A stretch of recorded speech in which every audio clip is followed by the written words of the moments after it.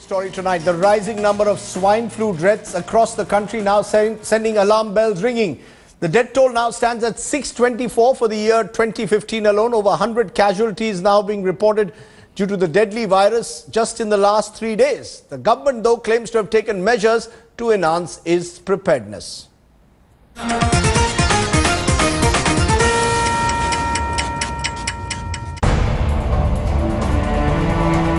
Swine flu outbreak has caught India unawares, spreading faster than the government's response. And even as the death toll from the disease increases every passing day, 624 in just 2 months, what has shocked the authorities is the fact that 100 out of these 624 have died in just 3 days. While 8,423 people across India are under the grip of the deadly virus, death toll is the highest in Rajasthan, Gujarat, Madhya Pradesh and Maharashtra, followed by Telangana, Punjab, Uttar Pradesh and Delhi. Himachal Pradesh too has recorded its first swine flu death. खांसी या सर्दी के मरीज है या swine flu suspected मरीज है, वो देखने के लिए हम बहुत बड़े पैमाने पर अभी सर्वे कर रहे हैं। प्राइवेट चिकित्सालय, शासकीय चिकित्सालय और जगह जगह से जो हमने आंकड़े एकत्र किए हैं, उसमें हमारे यहाँ पर 76 लोग अभी तक मृत आने की जानकारी हमको आई है। मेडिक्स हैं, पैरामेडिक्स हैं, उनका धन्यवाद करना है कि उन्होंने काफ़ी एहतियात बरती है और हमारी कोशिश होगी कि इसको पूरी तरह से कंट्रोल कर दिया जाए। Clearly, swine flu has become a major health scare, prompting the centre to order additional stocks of medicines and diagnostic kits. Central teams have been dispatched to the worst affected areas with appropriate guidelines. But clearly, all this is not enough, as masks and medicines are in short supply, even in this well-known hospital in Delhi. Swine flu, one thing I want to really alleviate the worrying of people is that please do not worry about this. Do not have any anxiety on this fever. It is a simple fever as it happened in any influenza fever, any viral fever which comes during this time. It is same. While swine flu spreads rapidly in India, Jodhpur National Law University has become the second educational institute after Aligarh Muslim University to suspend all classes till further order. The government has placed an order of diagnostic kits for testing H1N1 virus, while the stocks of medicine and masks are also being procured to enhance the level of preparedness. The rising death toll from swine flu clearly goes on to show that the preparedness was not enough to tackle the menace. With camera person Anurag Saxena, Atir Khan in Delhi for Headlines Today. I'm joined now by Dr. Sanjeev Bagai, Vice Chairman and Director of the Manipal Hospital. Appreciate your joining us, Dr. Bagai. I want to give you the opportunity to tell the viewer out there, should we be panicking? Is this now reaching panic proportions? Are we back to what it was a couple of years ago when swine flu first hit this country and there was a sense of panic?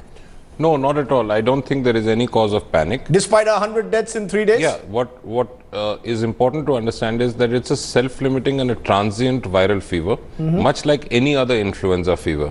The real message to everyone who's watching this show and to general public at large is that every sore throat, every fever need not be influenza. And even if it is influenza, it need not be the subgroup of H1N1. Having said that, these are self-limiting diseases. 99.9% statistically are transient within 3 to 5 days. They actually pan out and they go away.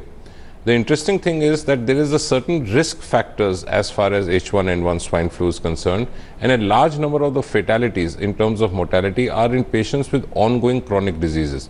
If you actually see the statistics, patients of normal influenza, a normal cold and cough, have a higher incidence of fatality than H1N1. That's an interesting point you're making, because I also read a former IMA director suggesting that you don't even need medication. Are you telling me that if I get swine flu tomorrow, I should not go in for medication? Actually, what you're saying is absolutely true.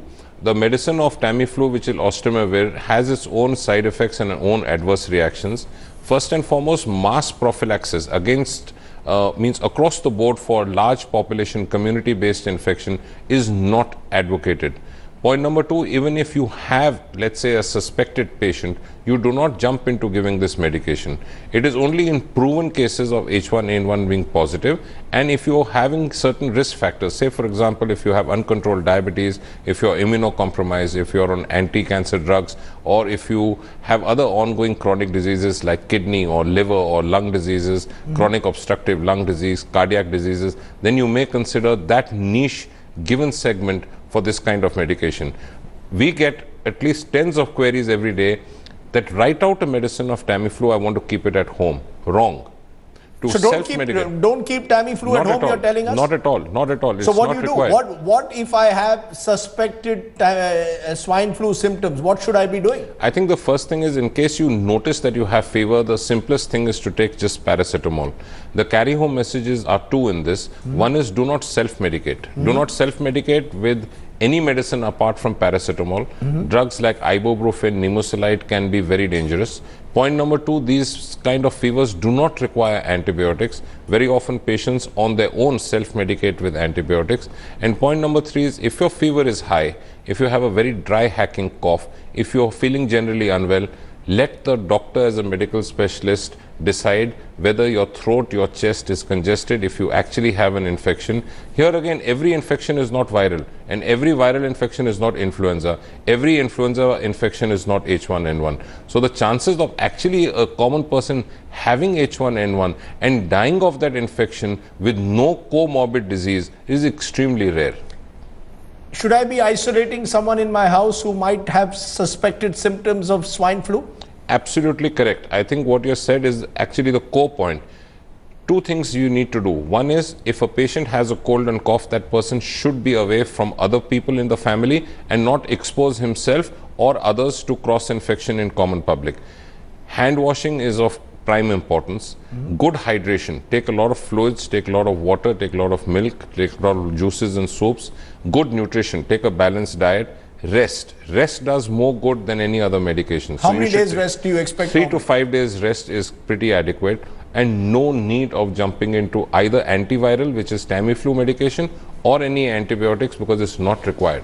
At the moment, it seems Gujarat and Rajasthan worst affected. Earlier, it was Andhra Pradesh. Is this spreading? Is the fear that we are now reaching a stage where swine flu is spreading across the country, or are there certain parts of the country that are more vulnerable? I think you will get pockets of infection whenever there is a very, very close-knit community where there is a higher risk of cross-infection. But what would be more interesting to note is, what is the total number in terms of statistics of patients who have unfortunately succumbed to this infection? One, if they are truly H1N1 positive, not suspected positive. Two, what was their past medical history? And a large number of these patients actually would have ongoing chronic medical illnesses. So smaller infants and the geriatric age group, especially with ongoing diseases, like I have mentioned, are more susceptible. So therefore, in conclusion, 3 big messages. One, isolate a patient who in your house who may be suspected to have a flu or with cough Correct. and cold. Number 2, use paracetamol. No As need the for safest Tamiflu. medicine. Correct. Safest at the moment.